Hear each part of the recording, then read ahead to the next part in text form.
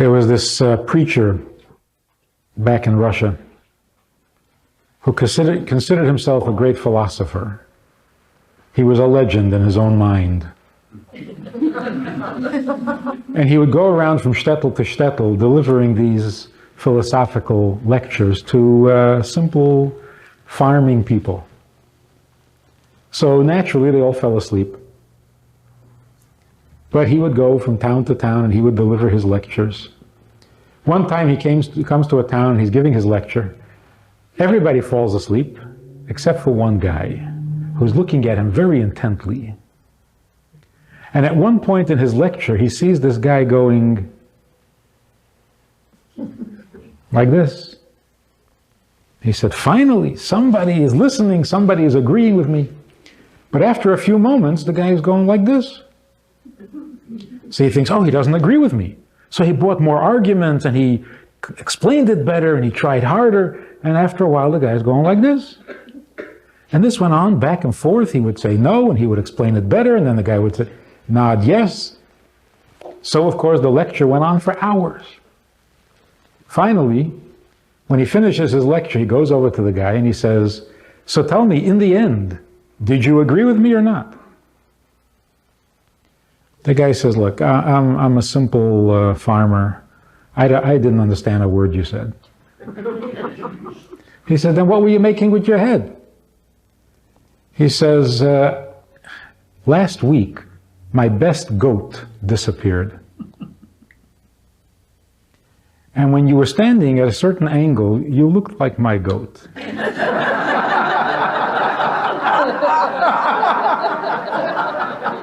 But then you turned the other way, and I thought, no.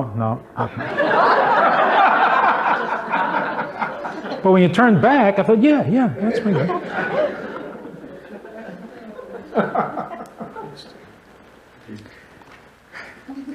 So he says, I finally came to the conclusion, you're certainly a goat, but not mine.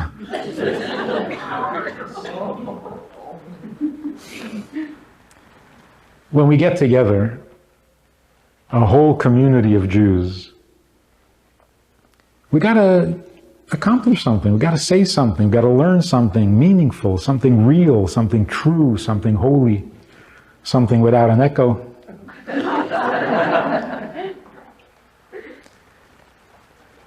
Otherwise, it comes across like a goat.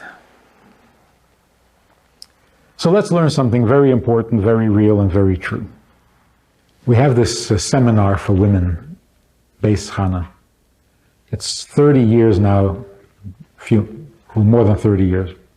Women come during vacation times from college, from work, from all over the world, for a couple of weeks, for a month, to get a crash course on Judaism. You know how life is strange? There are women who come from Israel to St. Paul, Minnesota, to study Judaism. One year, many years ago, a girl came to Beis Chana. She was 16. Her mother begged her to come because from the time she was 13, she had told her parents that she wants to be a Mormon. You know what is a Mormon? This girl grew up in Brooklyn. She went to a day school all her life. When she was 13, she decided she wants to be a Mormon. She told her mother, the mother says, what's a Mormon? She had no idea what that was.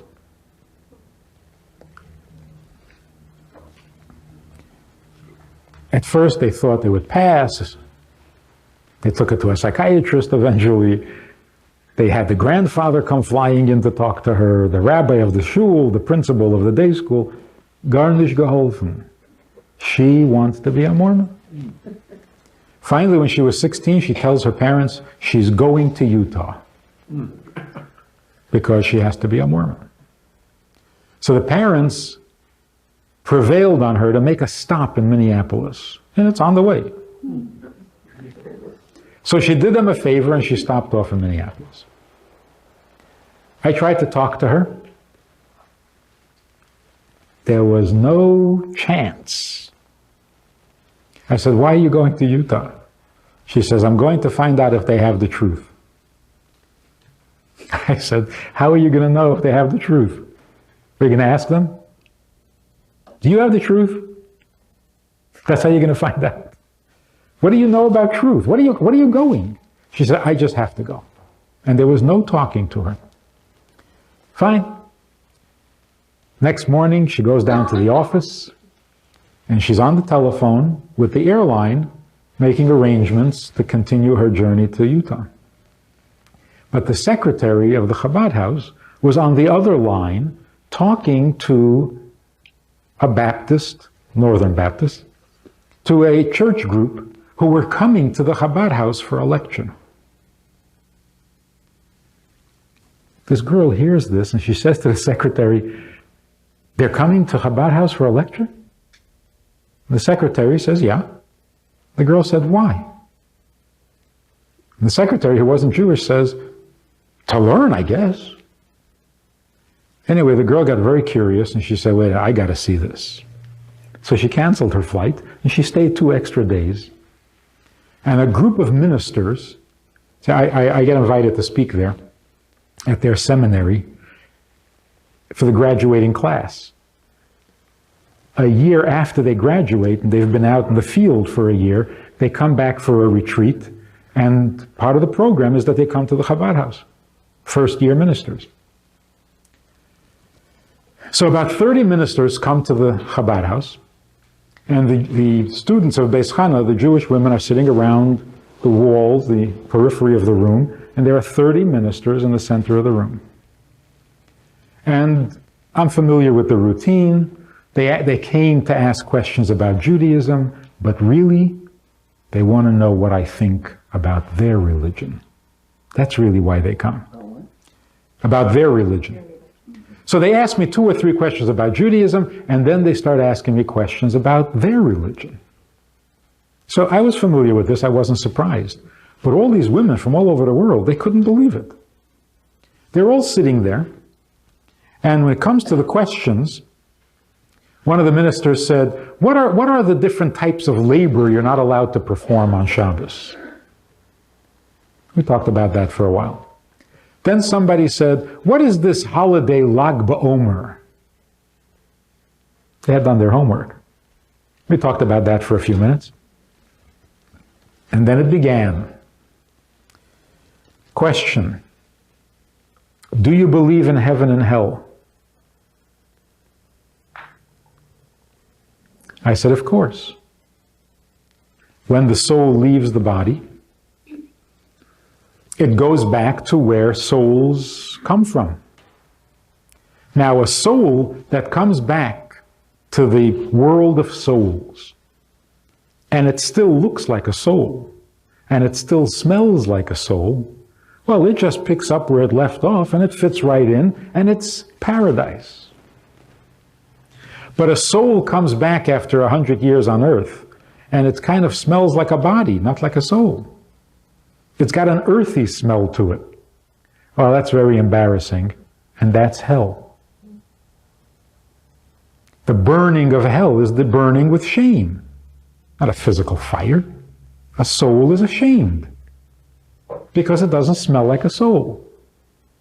And so it goes through hell until that smell wears off. Then it's in paradise. And that smell can only last up to a maximum of 12 months. That's why we say Kaddish for 11 months. Because why do you think my relative needed the whole 12 months? So we say for 11 months, just in case. But we don't want to make it look bad and say the whole 12 months. So we say for 11 months out of respect for the soul. And to believe that hell goes on forever is not kosher, it's not allowed, it's idolatry. Because evil cannot go on forever. Only good is eternal, not evil. Now, of course, this is not what they're taught, and this is not what they believe, but they're very glad to hear it. Because eternal damnation is a very painful, difficult concept. So nobody objected. They went on to the next question. And these Jewish women are sitting around and saying, wait a minute, why don't they argue? Next question. Do you believe in the resurrection? I said, of course. After Mashiach comes, every soul will come back into its body. That's the ultimate perfection of the world. Souls don't stay in heaven forever. They come back to earth for a very simple reason. The reward that the soul receives in heaven is for the mitzvahs it performed while it was on earth. Right? But to perform a mitzvah, you have to have a body. So the soul could not perform the mitzvah without the body. So why is it getting all the reward? Does that make sense? To be rewarded properly, the body has to share in the reward, because the body shared in the mitzvah. And that's why ultimately the true reward is when the soul comes back into the body and together they are rewarded with a perfect world. This is not what they're taught. But nobody objected. Next question. Do you believe in Satan? I said, of course. Satan is an angel. An angel means a messenger. A messenger has no agenda of his own. He's an angel. He does what God tells him to do, and that's all he cares about, and that's all he knows. To do what God told him to do. Unfortunately, Satan gets to do all the dirty work. Gets all the dirty jobs. But to think that Satan has some kind of an agenda and he's at war with God, that's Greek mythology. You're not allowed to believe that. No objections. Next question. Do you believe in the Messiah? I said, of course. Mashiach is a descendant of King David. He will inspire the world, bring peace to the world. But it's not a matter of believing. Just to believe that someday there will be a Messiah. The sooner we get back to keeping all the commandments, the sooner he will come.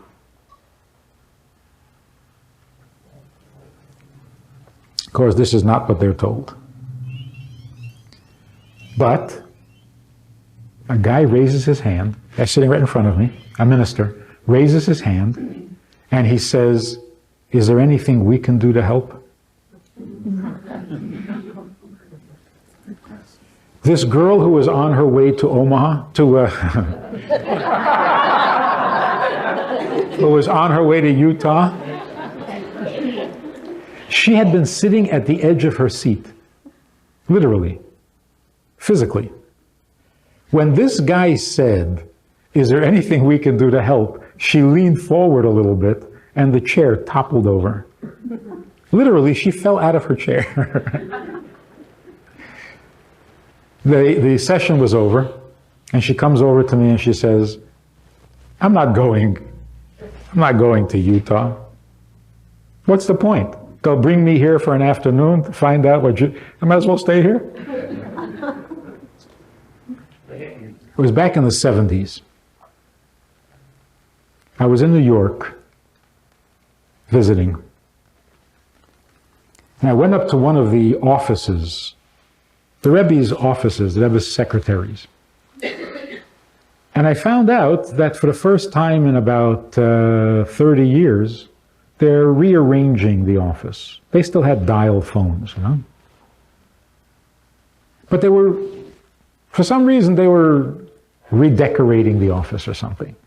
So I pitched in and we were schlepping file cabinets around and moving desks. And as we're rolling this one cabinet, file cabinet, a file had slipped out of the drawer and was between the drawers. And when we leaned the cabinet forward, the file fell out. We picked it up. It was a manila file folder, and it had one letter in it, dated 1957.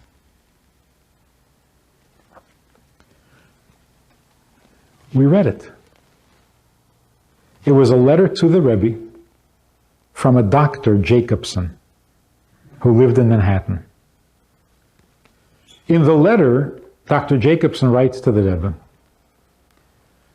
a terrible thing happened. A friend of mine, a Mr. Shapiro, a wealthy man, wanted to fulfill the mitzvah of writing a Torah. And so he hired a scribe, and he authorized him to write a new Torah scroll.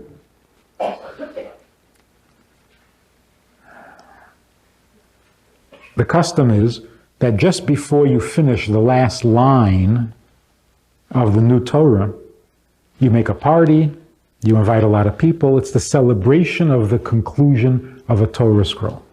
And then at the party, you fill in those last letters, and there's a big celebration. Mr. Shapiro asked Dr. Jacobson if the party could be held in Dr. Jacobson's apartment because it was larger than Mr. Shapiro's. And so there was a party. It was a great celebration, and at the party, there was a woman there, a single woman, young woman, who, it doesn't say in the letter, but she must have had an aneurysm. And all the doctors who were there could not help her, and she died at the party in Dr. Jacobson's apartment. Now, Dr. Jacobson writes to the Rebbe, my faith is fine. I have no questions, I have no problems. But people are asking me how do you explain this? A woman comes to a party celebrating Torah and dies? Where's the justice? Now, you know, of course, when a person says, I have no problem, but a friend of mine, you know already what that means, right? Some guy once came to a Rebbe and said, Rebbe, a friend of mine asked me to find out, how do you repent for committing adultery? So the Rebbe said, why didn't your friend come to ask himself? He said, well, he's embarrassed. He says, he doesn't have to be embarrassed. He can come and tell me that he has a friend.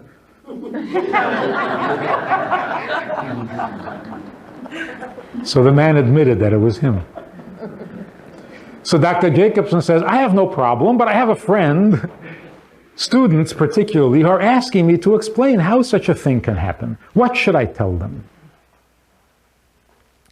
And then as a giveaway, he says, and my second question is, why did it happen in my house?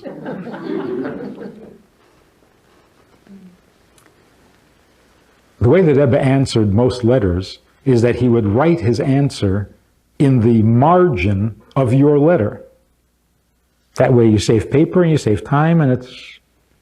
So the Rebbe's answer was written in the margins of Dr. Jacobson's letter, right there. So after we finish reading Dr. Jacobson's letter, we read the Rebbe's answer.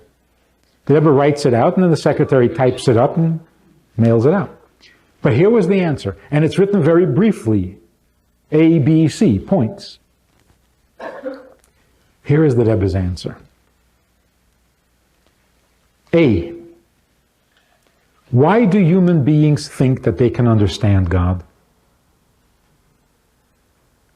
B, God asks us to try to understand Him, so let's try.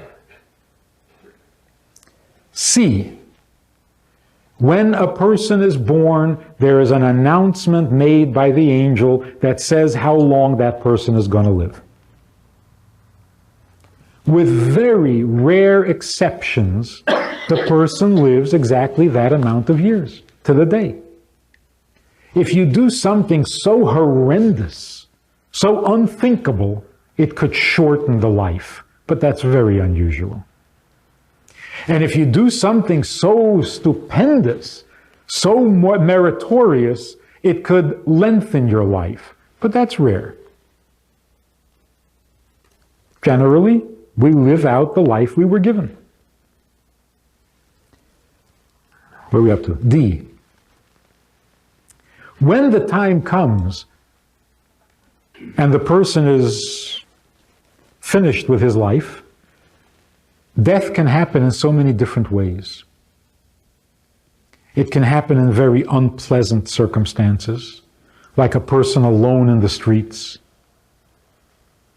It can happen in a hospital where you have at least some caring doctors, some people who are interested, sensitive.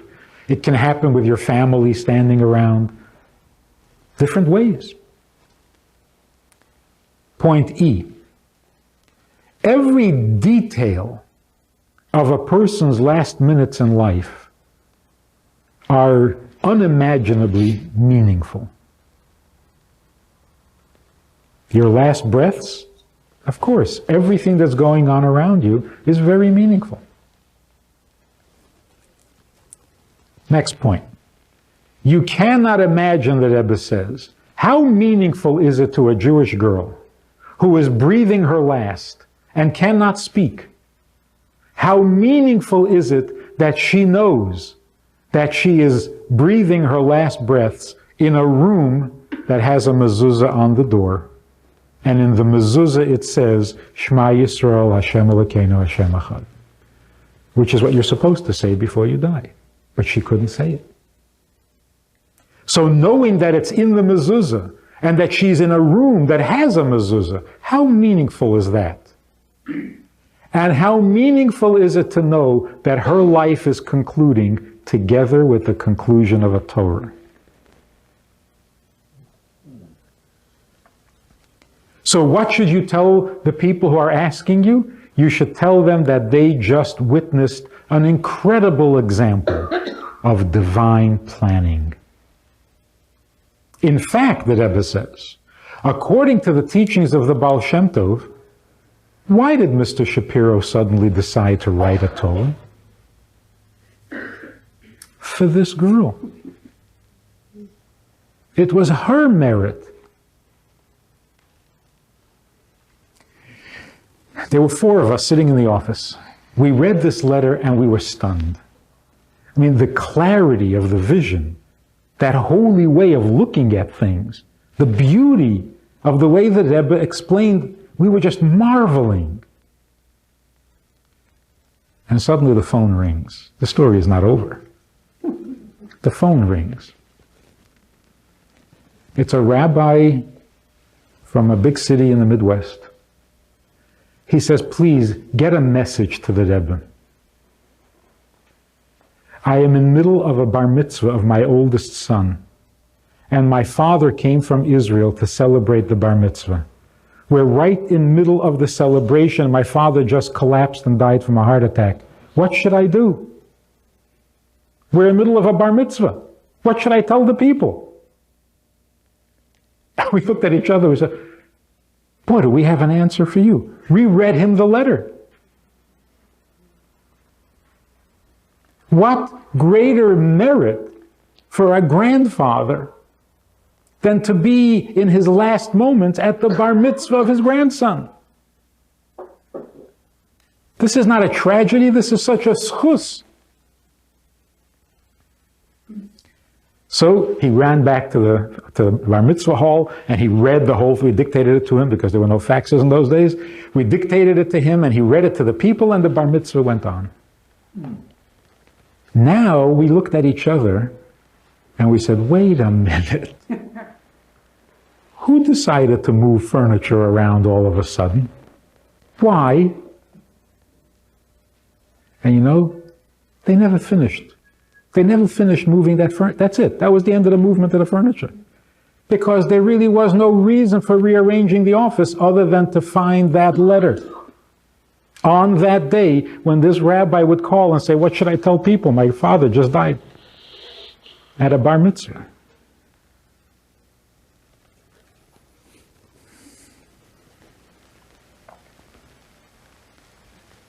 When we take these principles together, the ancient wisdom of Judaism, everything happens by divine plan. Satan doesn't make anything happen. He's an angel. Everything happens according to God's plan. And God's plan is always perfect, and it's always for the good. If we could understand God, if we had holy eyes so that we could see holiness, we wouldn't have any questions at all. But God doesn't let us see. He wants us to figure it out. Because that way, we appreciate Him so much more. If we just saw it, we would get used to it.